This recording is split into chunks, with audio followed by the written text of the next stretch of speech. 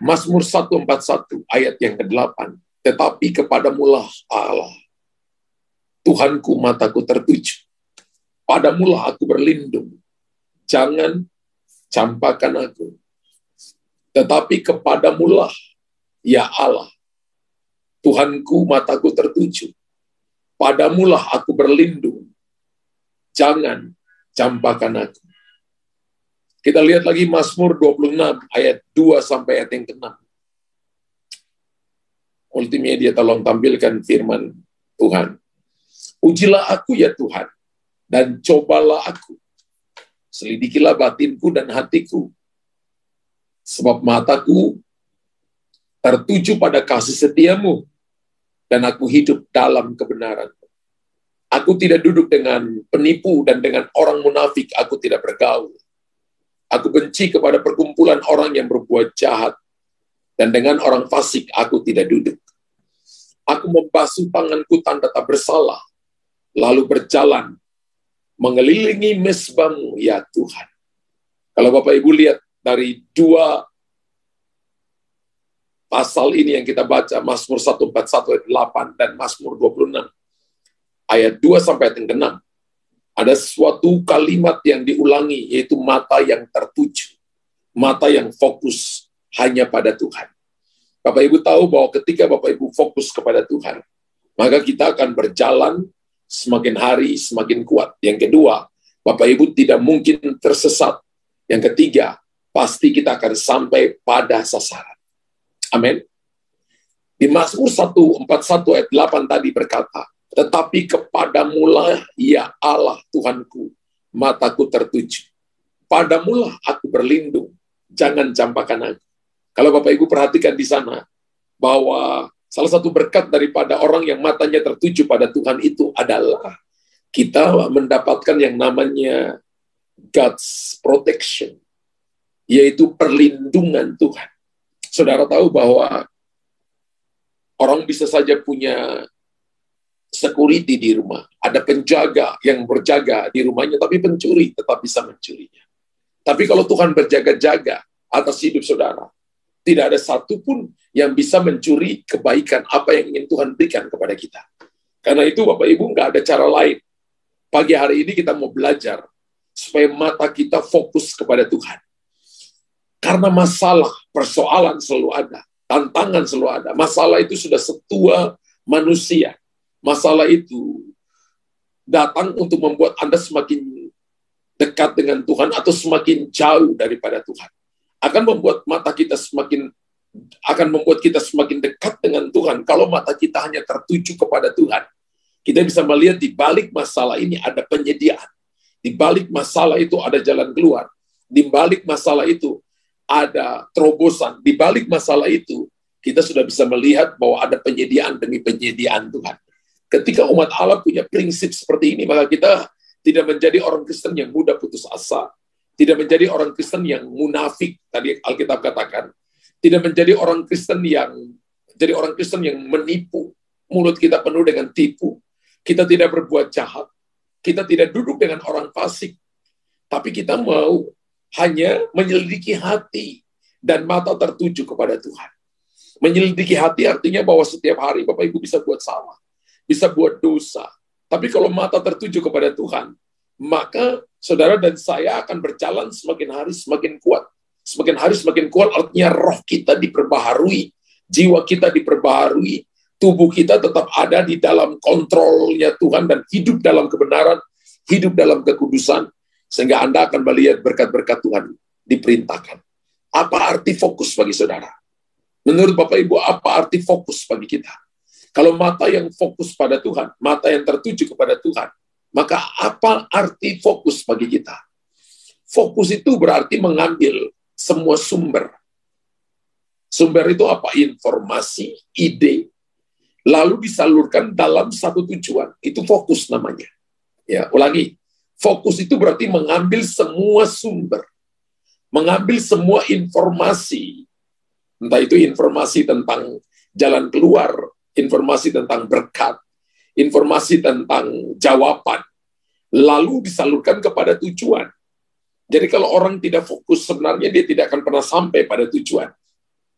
Alkitab berkata, jika kita tidak punya visi, maka menjadi liarlah rakyat. Visi itu kan cara memandang jauh melampaui yang dapat dilihat oleh orang lain. Visi itu artinya melihat apa yang tidak dapat dilihat oleh orang lain. Dan visi itu adalah melihat sebelum orang lain melihat. Kalau Bapak Ibu perhatikan dalam Yosua 1 ayat 2 sampai ayat 9, ketika Musa mati, maka Tuhan datang kepada Yosua. Dan Tuhan berkata kepada Yosua, "Hei Yosua, kamu boleh muda. Kamu selama ini hidup dalam bayang-bayang Musa, tapi hambaku Musa telah mati. Karena itu fokuslah kepada apa yang aku perintahkan kepada engkau. Karena fokus akan menghasilkan kekuatan yang luar biasa." Bapak Ibu tulis di kolom komentar, fokus kepada Tuhan akan menghasilkan kekuatan yang luar biasa. Ketika Raja Wali terbang dan ada badai, maka Raja Wali tidak melihat badai sebagai penghalang, tapi Raja Wali akan naik terbang langsung melihat matahari. Matahari kita adalah Tuhan.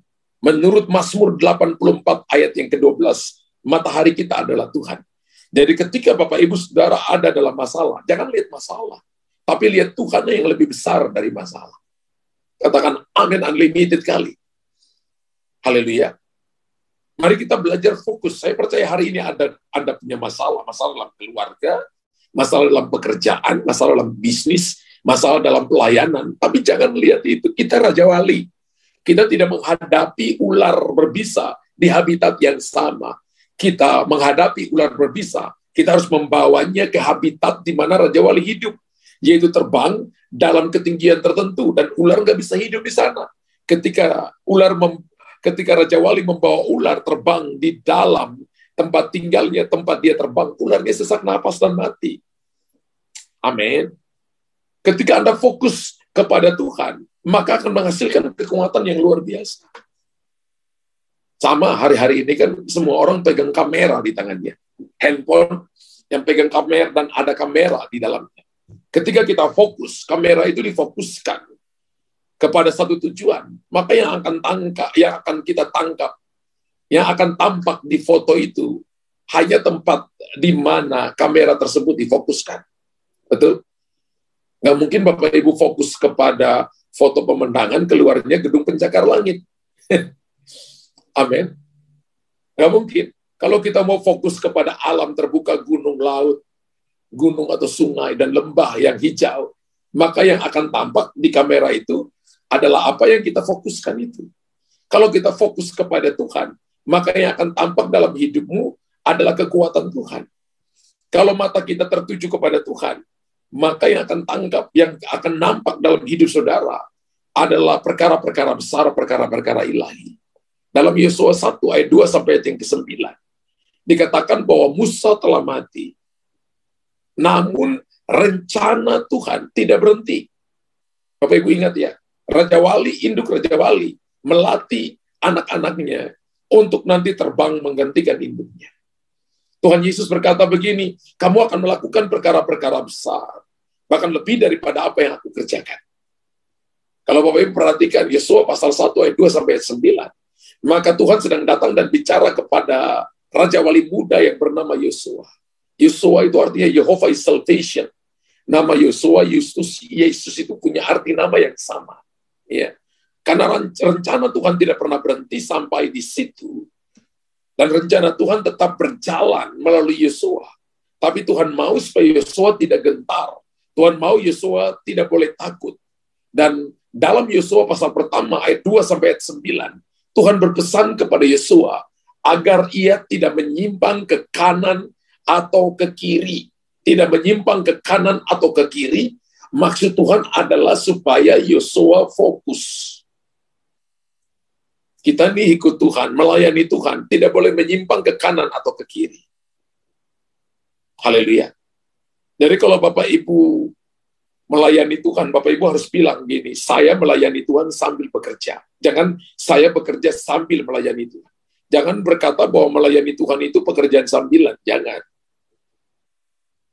Haleluya. Amin. Tapi saya melayani Tuhan sambil bekerja. Melayani Tuhan itu terbagi dua. Melayani pribadinya, melayani pekerjaannya. Haleluya. Tuhan berpesan kepada Yosua agar ia tidak menyimpang ke kanan dan ke kiri. Maksudnya adalah Tuhan mau supaya Yosua fokus. Supaya dapat berhasil dalam pekerjaan, dalam bisnis, dalam pelayanan adalah fokus. Fokus daripada gereja ini adalah di satu kota, ada 300 pemimpin, 300 pemilih sel, 3.000 jiwa. Setiap kota, bayangkan kalau itu 10 kota.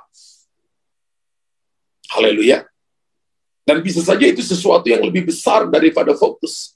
Tapi kalau kita yang jadi pekerja, jadi jemaat tidak fokus, nggak akan terjadi. Tapi kalau kita fokus, maka itu terjadi karena itu hati Tuhan menyelamatkan jiwa-jiwa.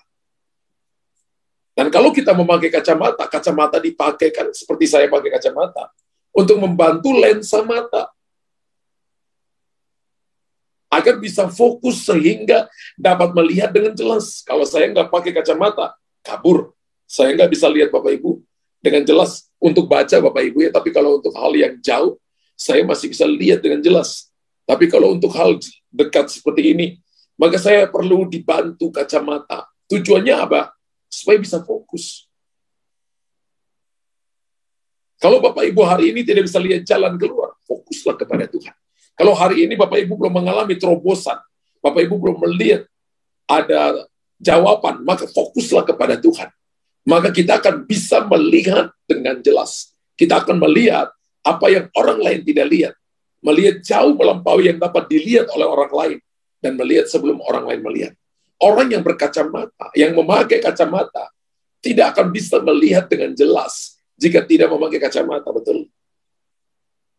Karena matanya pasti tidak bisa fokus.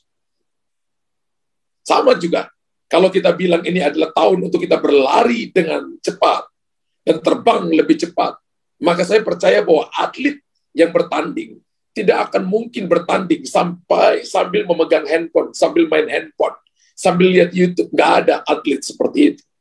Saya percaya dia tidak mungkin akan masuk finish, tapi masuk ke dalam got atau masuk ke dalam sungai. Dia akan jatuh ke dalam saluran air. Ya. Karena ketika dia lari, dia bertanding sambil memegang handphone di tangannya, sambil main handphone. Maka yang pertama adalah pikirannya pasti akan terganggu dan dia tidak fokus. Sama, kalau Bapak Ibu ibadah, tapi Bapak Ibu tidak fokus kepada firman Allah. Bapak Ibu ibadah, tapi Bapak Ibu tidak fokus kepada pribadi Yesus. Pikiran kita kemana-mana. Maka Bapak Ibu pasti akan jatuh ke dalam got, jatuh ke dalam saluran. Kita akan mengalami celaka, kita tidak akan mengalami jalan keluar. Jadi ketika Bapak Ibu datang kepada Tuhan, Bapak Ibu harus tahu ini adalah waktu fokus kepada Tuhan. Mataku tertuju kepadamu, karena Engkau melindungi aku. Akibat Daud berkata tadi, akibat orang tidak fokus, maka dia bicara bohong. Akibat orang tidak fokus, hidupnya dalam kemunafikan. Akibat ia tidak fokus, kefasikan. Apa itu fasik? Fasik itu dengar firman, tapi tidak melakukan firman. Fasik itu adalah dia cuma berpakaian orang Kristen, tapi hidupnya tidak Kristen. Haleluya. Sama juga seperti kita. Jika kita tidak fokus, maka kita akan gagal, karena tidak bisa melihat tujuan, dan tidak bisa melihat rencana Tuhan. Seperti mata seorang hamba laki-laki memandang kepada tuannya, dan mata seorang hamba perempuan memandang kepada tangan nyonyanya. Demikianlah mata kita memandang kepada Tuhan. Kalau mata kita memandang kepada Tuhan, maka saya percaya kita akan melihat tujuan, kita akan melihat rencana Tuhan, kita akan melihat apa yang dikerjakan Tuhan dan kita mengerjakannya. Seperti Tuhan Yesus, ketika dia ada di muka bumi ini, dia melakukan apa yang Bapa lakukan. Apa yang aku lihat, itulah yang aku kerjakan. Apa yang Bapa katakan, itu yang aku katakan. Sebenarnya inilah kekristenan. Kekristenan itu adalah meniru apa yang Tuhan Yesus lakukan. Itu yang kita niru. Bagaimana kita bisa niru kalau kita tidak bisa fokus? Bagaimana kita bisa tahu rencana Tuhan dan tujuan Tuhan kalau kita tidak fokus? Karena itu pagi hari ini kita belajar untuk fokus. Amin. Hal yang pertama adalah fokus berarti mengambil semua sumber. Jadi kalau Bapak Ibu datang hari ini dengar firman, ambil semua firman itu. Fokus informasi yang Bapak Ibu dapat, ambil semuanya. Lalu salurkan kepada tujuan. Apa tujuanmu? Menjadi seperti Yesus. Apa tujuanmu? Supaya Tuhan membuka jalan keluar. Apa tujuanmu? Supaya saya bisa melayani Tuhan. Tujuan kita yang akan membawa kita sampai di sana. Haleluya. Dan Tuhan juga sudah memberikan informasi kepada kita melalui Alkitab, dan Dia berjanji untuk senantiasa menyertai kita sampai pada akhir zaman. Matius 28, 19, 20. Ini harus menjadi fokus semua orang percaya. Tahun ini harus menjadi fokus kepada kita. Matius 28 ayat 19 sampai ayat yang ke-20. Boleh ditampilkan ayatnya?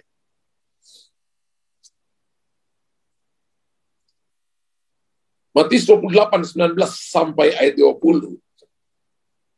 Pergi jadikanlah semua bangsa muridku, dan ketahuilah aku menyertai kamu sampai kepada akhir zaman. Ini amanat agung Tuhan Yesus. Tuhan mau saudara dan saya pergi. Ya, karena itu pergilah jadikan semua bangsa muridku, dan baptislah mereka dalam nama Bapa, Anak, dan Roh Kudus. Dan ketahuilah dan ajarlah mereka melakukan segala sesuatu yang telah kuperintahkan kepadamu, dan ketahuilah aku menyertai kamu senantiasa sampai kepada akhir zaman. Tahun ini harus menjadi tahun di mana kita fokus kepada Matius 28, 19, 20. Yaitu pergi dan membawa jiwa-jiwa yang belum bertobat datang kepada Tuhan. Ini tahun di mana Bapak, Ibu, dan saya harus fokus kepada apa yang menjadi rencana dan tujuan Tuhan. Yaitu menyelamatkan mereka yang belum terselamatkan. Membawa mereka yang tersesat datang kepada jalan Tuhan. Membawa mereka yang terhilang pulang ke rumah. Dan membawa mereka yang berdosa kembali kepada jalan kebenaran. Ketika kita fokus, semua informasi yang kita dapat itu, maka kita salurkan kepada tujuan. Dan tujuan Tuhan adalah supaya jiwa-jiwa diselamatkan. Amin. Gereja harus fokus ke sini. Semua yang terjadi dalam yang kita tampilkan, itu cuma hanya sebagai celebration. Tapi tujuan Tuhan sesungguhnya adalah jiwa-jiwa yang belum diselamatkan. Keluargamu yang belum terselamatkan. Harus fokus kepada rencana dan tujuan Tuhan. Dan saya percaya ketika kita fokus ke sana, Roh Kudus akan memberikan kepada kita hikmat dan kekuatan. Saudara harus membawa orang-orang yang belum diselamatkan datang ke gereja, sehingga mereka diselamatkan. Mereka dibaptis, lalu kemudian mereka diajarkan. Mereka menjadi murid, kemudian mereka bertumbuh, kemudian mereka bisa memuridkan orang lain. Itu tujuan Tuhan. Itu rencana Tuhan. Tidak cuma sampai di Bapak Ibu. Kalau hari ini kita diselamatkan, jangan cuma mikir kita, tapi fokus kepada rencana dan tujuan Tuhan. Yang pertama adalah Bapak, Ibu, dan saya fokus kepada rencana dan tujuan Tuhan.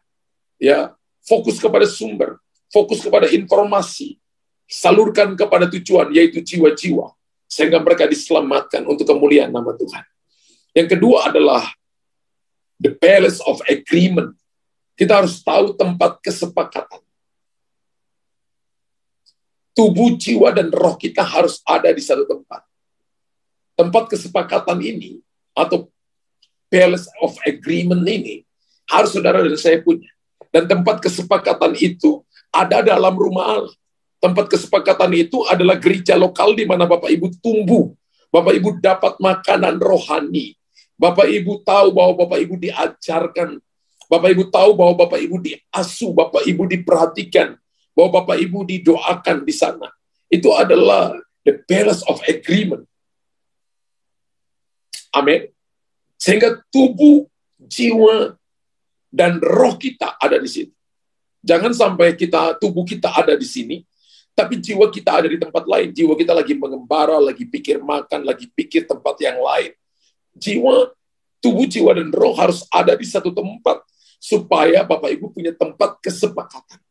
Kalau roh, jiwa, dan tubuh saja tidak sepakat, bagaimana Bapak Ibu dan saya akan mengalami perkara-perkara supernatural? Kan nggak mungkin. Tuhan menciptakan roh, jiwa, dan tubuh dalam keunitian. Tidak boleh terpecah sama sekali. Kalau tubuh kita ada di sini, maka jiwa kita, roh kita juga ada di sini.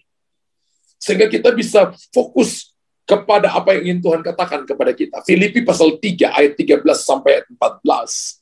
Alkitab berkata, saudara-saudaraku, aku sendiri tidak menganggap bahwa aku telah menangkapnya. Tetapi ini yang kulakukan. Aku melupakan apa yang telah di belakangku dan mengarahkan diri kepada apa yang di hadapan. Wow, ada hal yang harus Bapak Ibu lakukan. Belajar melupakan apa yang terjadi kepadamu hari-hari kemarin. Jangan pernah ingat. Dan berlari-lari kepada tujuan. Ini kan tahun Bapak Ibu dan saya berlari dan terbang lebih cepat. Dan berlari-lari kepada tujuan untuk memperoleh hadiah, yaitu panggilan surgawi dari Allah dalam Kristus Yesus. Wow. Bagaimana Bapak Ibu dan saya bisa berlari kepada tujuan? Bagaimana supaya kita bisa memperoleh hadiah, yaitu panggilan surgawi dalam Kristus Yesus? Harus punya tempat kesepakatan. Bapak Ibu harus berdiri dan berkata, ini rumah di mana saya, di tempat ini saya sepakat. Sepakat dengan gembalamu, sepakat dalam visi misi yang ada, sepakat dalam pengajaran yang disampaikan, sepakat dalam bertumbuh dan menghasilkan buah di hadapan Tuhan. Itu the pillars of agreement. Bapak Ibu harus punya tempat kesepakatan. Rumah di mana Bapak Ibu tinggal, itu adalah tempat kesepakatan antara suami dan istri dan anak-anak. Gereja di mana kita ada sekarang ini, komunitas di mana kita ada ini, adalah tempat di mana kita membuat agreement. Tempat di mana adanya sebuah kesepakatan di sana. Di mana tubuh, jiwa, dan roh ada di situ. Untuk kita berlari kepada tujuan. Untuk memperoleh hadiah. Sama, di tempat ini Bapak Ibu diajarkan memuji, menyembah Tuhan. Ketika Bapak Ibu datang ibadah, datang lebih awal, supaya ada kesempatan untuk kita belajar menyembah Dia. Menyembah dalam roh dan kebenaran. Memuji Tuhan, menyanyikan lagu-lagu rohani. Lalu kita memuji Tuhan. 30-40 menit tadi awal, kita memuji, menyembah Tuhan. Itu saat di mana kita melatih fokus kepada Tuhan. Amin. Jangan hanya tubuh di gereja, tapi pikiran di tempat lain. Haleluya. Pada saat ada unity, maka semua sepakat. Saya percaya akan ada kuasa besar yang akan dinyatakan di sana. Matius 18 ayat 18 sampai ayat 20. Di mana ada kesepakatan, 2-3 orang berkumpul, maka di situ adalah dasar kehadiran Tuhan. Di mana ada kesepakatan, maka di situ adalah dasar untuk Tuhan menjawab doa-doa kita. Dan di mana ada kesepakatan, maka di situ adalah dasar untuk berkat-berkatnya diperintahkan. Kalau Bapak, Ibu, dan saya, nggak usah dulu sepakat dengan orang lain. Roh, jiwa, dan tubuhmu tidak sepakat, maka kita tidak akan melihat kehadiran Tuhan. Kenapa Anda nggak merasakan kehadiran Tuhan? Kenapa Bapak Ibu nggak lihat jawaban doa? Karena ketika Bapak Ibu datang ibadah, pikiran Bapak Ibu di tempat lain. Perasaan Bapak Ibu di tempat lain. Bapak Ibu tidak fokus kepada apa yang Tuhan katakan.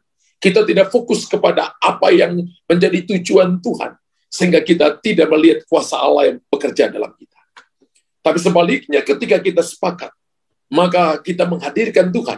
Yang kedua, kita akan melihat jawaban-jawaban dari Tuhan. Yang ketiga, berkat Tuhan akan diperintahkan datang kepada kita. Sehingga nama Tuhan ditinggikan, dimuliakan. Dan hal yang ketiga, kita harus belajar berkata tidak. Ketika Anda fokus kepada Tuhan, maka ada hal di mana Anda berkata tidak. Belajar berkata tidak. Satu waktu, salah satu teman saya, dia seorang hamba Tuhan, dan matanya itu tidak melihat dari dia umur 32 tahun. Dia seorang perempuan yang dipakai Tuhan dengan luar biasa. Satu saat, saya dengar kesaksian beliau. Satu waktu, ada orang yang telepon beliau dan berkata, "Bu, Tuhan suruh saya kasih mobil Mercy buat ibu." Lalu ibunya berkata begini, di rumahnya dia nggak punya anak, tapi dia banyak pelihara anak-anak di rumahnya. Dan dia katakan ketika itu, bulan-bulan di mana dia sangat banyak butuh uang untuk mau bayar uang sekolah, uang kuliah anak-anaknya. Dan dia katakan, boleh nggak saya dapat uang cash-nya saja? Lalu orang yang mau kasih mobil Mercedes itu berkata, oh oke, minta nomor rekening ibu. Lalu akhirnya uang cash-nya dikirim ke dia. 6 bulan kemudian, ada orang yang telepon ibu ini lagi dan berkata, "Bu, saya digerakkan untuk mau kasih ibu mobil Mercedes." Lalu ibunya berkata, "Oke Bu, oke ya Pak, nanti saya doa. Saya akan beritahukan Bapak." Ketika dia berdoa, Roh Kudus berkata kepada dia, "Itu bukan bagianmu. Bagian kamu yang 6 bulan yang lalu, kenapa kamu minta uang cash-nya? Yang ini jangan ambil." Lalu dia telepon bapaknya, mohon maaf Pak, ini bukan bagian saya. Kalau saudara bagaimana? Apakah Anda tetap ambil? Apa Anda tengking? Ada orang yang belajar berkata tidak, kalau dia tahu itu bukan bagiannya. Mungkin hari ini kita ada dalam sebuah kebutuhan. Mungkin hari ini mendesak kebutuhan kita. Tapi Bapak Ibu harus belajar berkata tidak, kalau Tuhan bilang tidak. Amin. Mungkin hari ini Anda sangat membutuhkan keuangan. Mungkin hari ini Anda sangat membutuhkan pertolongan. Dan sangat membutuhkan jalan keluar. Tidak semua pintu yang terbuka bagimu, itu adalah pintu dari Tuhan. Jangan-jangan itu jebakan. Harus belajar berkata tidak. Harus berani berkata tidak pada keinginan daging. Harus tahu prioritas. Dan kita harus fokus pada tujuan. Saya percaya bahwa yang datang daripada Tuhan pasti yang terbaik.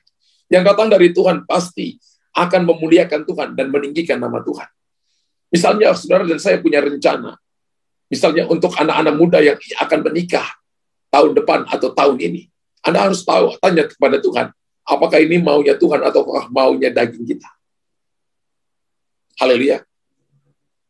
Apakah Anda berkata begini, oh saya mau nikah secara simpel, sederhana saja.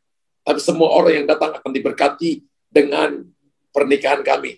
Kami akan mau hidup kudus, kami akan hidup benar. Supaya masa-masa pacaran kami ini menjadi contoh dan teladan bagi generasi muda. Sehingga orang akan melihatnya. Kehidupan kami dan nama Tuhan dipermuliakan. Orang yang kehilangan fokus itu, mereka sibuk dengan urusannya sendiri. Kalau Bapak Ibu lihat, Hagai pasal 1 ayat 9 sampai ayat 11. Hagai pasal yang pertama ayat 9 sampai ayat 11. Mereka hanya bangun rumah mereka. Mereka fokus. Mereka tidak memperhatikan rumah rohani.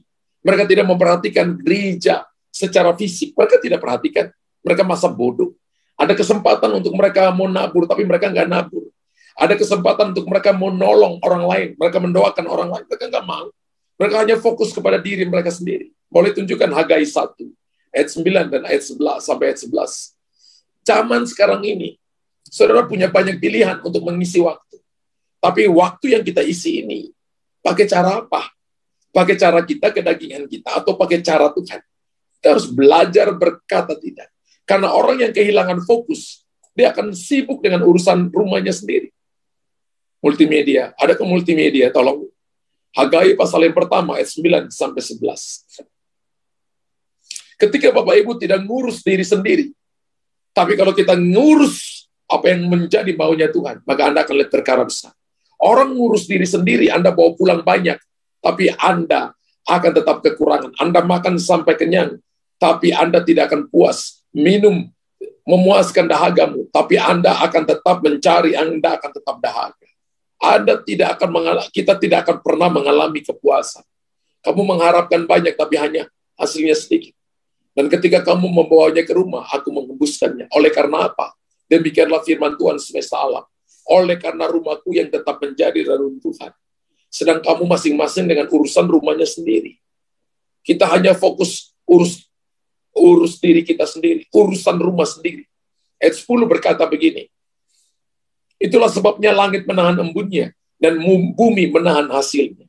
Dan ayat yang ke-11 berkata, dan aku memanggil kekeringan datang ke atas negeri, ke atas gunung-gunung, ke atas gandum, ke atas anggur, ke atas minyak, ke atas segala yang dihasilkan tanah, ke atas manusia, ke atas hewan, ke atas segala hasil usaha. Ketika Bapak Ibu tidak fokus, kehilangan fokus, maka yang datang adalah kekeringan. Atas semua yang Anda kerjakan, atas bisnismu, atas pekerjaanmu, atas pribadimu, atas gunung-gunung, atas keluargamu. Karena hanya mementingkan membangun rumah sendiri, hanya mementingkan diri sendiri. Anda nggak ngurus hal-hal rohani, Anda nggak ngurus rumah Tuhan, lupa ibadah. Ada ibadah itu paket, ada pujian, penyembahan, dengarkan firman. Ada waktunya di mana Bapak Ibu dan saya harus menabur, harus memberi. Itu melatih hati kita.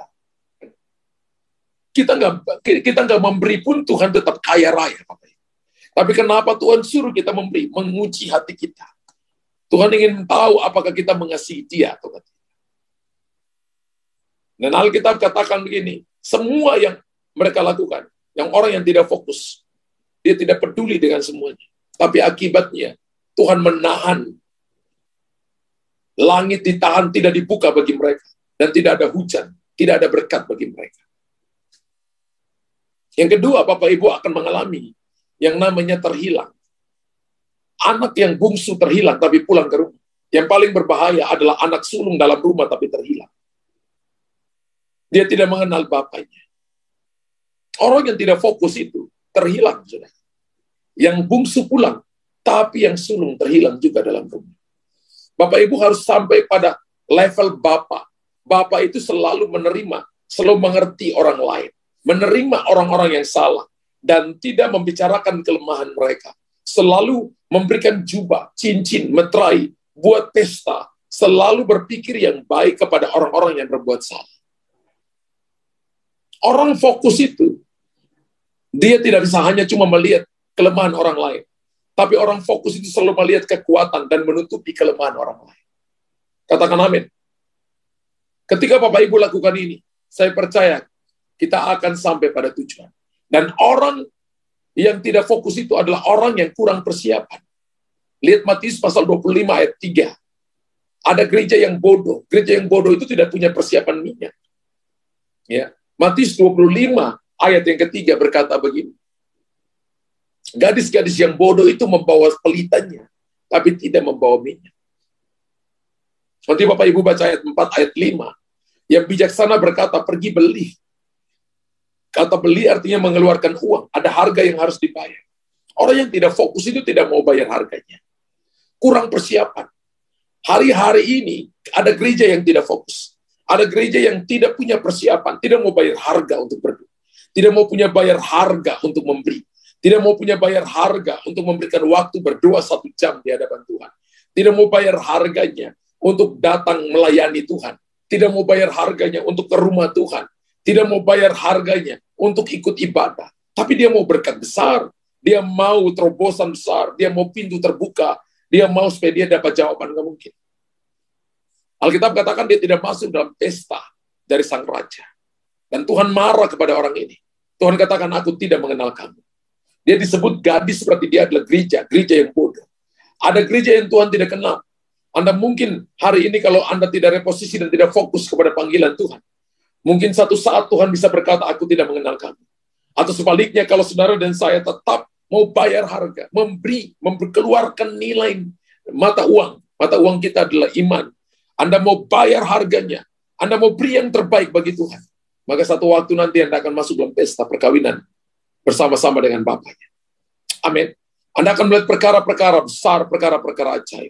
Kita harus siap dengan yang terbaik untuk kita berikan kepada Tuhan. Dalam doa, dalam pelayanan, dalam pekerjaan, dalam segala hal. Sesungguhnya kalau dihitung kita ini berhutang dengan Tuhan. Kalau kita bisa datang ibadah, itu tanda, itu cara kita bayar hutang kita. Nggak bisa lunas. Kalau Bapak Ibu bisa memberi dalam uang, keuangan, berapa banyak pun kepada Tuhan, itu tanda Bapak Ibu sebenarnya menghutang dengan Tuhan. Tuhan sebenarnya nggak butuh uang kita. Gereja yang butuh uang, karena gereja punya, ada misi yang Tuhan taruh, ada diakonia yang Tuhan taruh untuk gereja lokal, untuk extending the kingdom. Dari sisi Tuhan sendiri, dia punya langit, bumi, laut, dan segala isinya. Tapi itu adalah cara Tuhan melatih kita, untuk hati kita selalu fokus kepada Tuhan. Dan orang yang kurang persiapan, masa bodoh. Ada kesempatan, tapi dia tidak lakukan. Ada kesempatan, tapi dia tidak melakukannya. Saudara perhatikan baik-baik. Tuhan Yesus, kalau kita belajar dari Tuhan Yesus itu tidak pernah kehilangan fokus.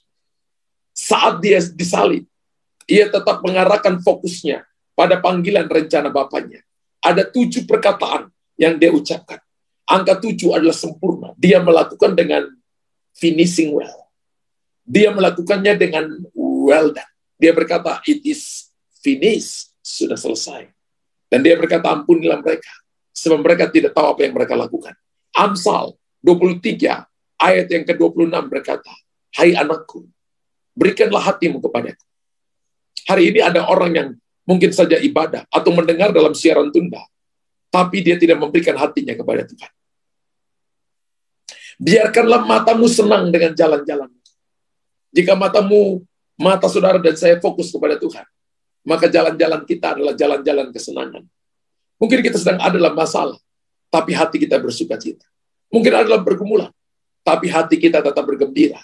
Hati kita tetap melihat Tuhan, sebab daripadanya datang pertolongan. Berikan hatimu kepada Tuhan. Jangan berikan hati kepada dunia. Jangan berikan hati kepada tipu daya setan. Serahkan hatimu kepada Tuhan. Dan matamu akan melihat kesenangan, jalan-jalan Tuhan, dan melihat perkara-perkara besar. Tuhan memberkati kita di pagi hari ini. Bapak Ibu pagi hari ini yang datang dan diberkati oleh Tuhan, tulis di kolom komentar, saya sungguh amat diberkati oleh Tuhan pagi hari ini. Puji Tuhan.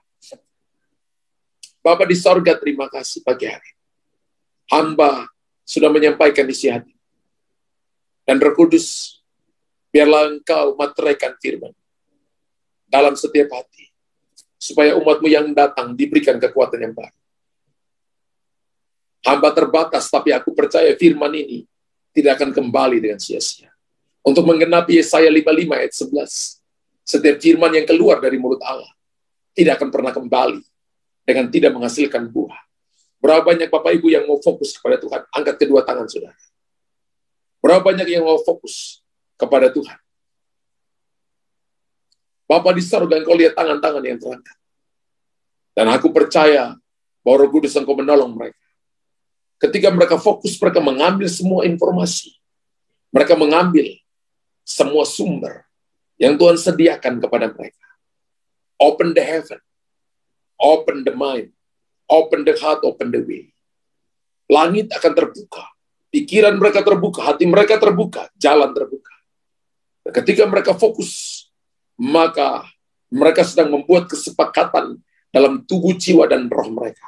Hari ini tempat rumah GBI Christ Kingdom Family. Mujizat pagi ini adalah tempat di mana mereka mengalami the palace of agreement. Tempat kesepakatan dalam tubuh, jiwa, dan roh.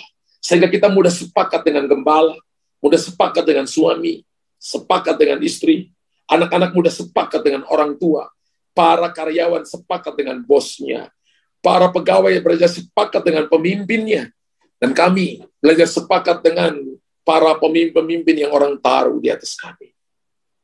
Kami akan melihat perkara besar. Kami juga belajar berkata tidak. Ketika kami diperhadapkan dengan bisnis perkata, dengan pelayanan, dengan keuangan, kami tahu mana bagian kami. Apakah kami perlu sepakat, perlu ambil, itu bagianku atau tidak. Sehingga kami cuma tahu dari Tuhan datang yang terbaik. Bapak, Engkau lihat tangan-tangan yang terangkat. Biarlah roh, jiwa, dan tubuh kami dalam perlindungan. Fokus kepada tujuan. Fokus kepada apa yang ingin Tuhan katakan. Sehingga orang akan melihat kemuliaan Tuhan. Tuhan hamba berdoa, melepaskan kekuatan Tuhan bagi umat. Melepaskan anugerah Tuhan. Urapan Allah turun bagi mereka. Beberapa Anda yang sakit di bagian lambung sedang disembuhkan oleh Tuhan. Beberapa Anda yang punya jantung berdebar-debar, hari ini berhenti. Sembuh dalam nama Yesus. Anda diberikan kekuatan yang baru. Beberapa yang punya problem dengan tenggorokan bermasalah. Anda beberapa hari ini batuk. Hari ini juga, 1 kali 24 jam, Tuhan akan sembuhkan Anda. Kuasa kesembuhan turun saat ini. Yeremia 33 ayat yang ke-6. Tuhan telah memberikan kesehatan, kesembuhan, kesejahteraan, keamanan yang berlimpah-limpah. Kekuatan Tuhan berikan saat ini. Kesembuhan terjadi. Dalam nama Yesus. Terima kesembuhan. Terima kekuatan dari Tuhan. Anda sedang bergumul dalam hal keuangan. Fokuslah kepada Tuhan. Penyediaan Tuhan yang ajaib Tuhan berikan. Jangan pakai cara-cara dunia. Jangan menipu. Dan jangan bicara bohong. Belajar menunggu-nunggu Tuhan. Sebab dari Tuhan datang pertolongan. Dari Tuhan datang kekuatan. Dan beberapa Anda digerakkan untuk Anda memberi, Anda menolong, Anda menabur. Dan Tuhan berkata begini, lakukan bagianmu. Ada yang Tuhan menguji hatimu. Supaya engkau diberkati dan menjadi berkat bagi banyak orang. Anugerah Tuhan turun bagi mereka. Biarlah umat Allah di pagi hari terima sesuatu yang ilahi. Mereka belajar fokus kepada tujuan. Ini waktunya. Supaya kami tidak melihat kiri kanan, bertanding, berlomba dalam perlombaan iman.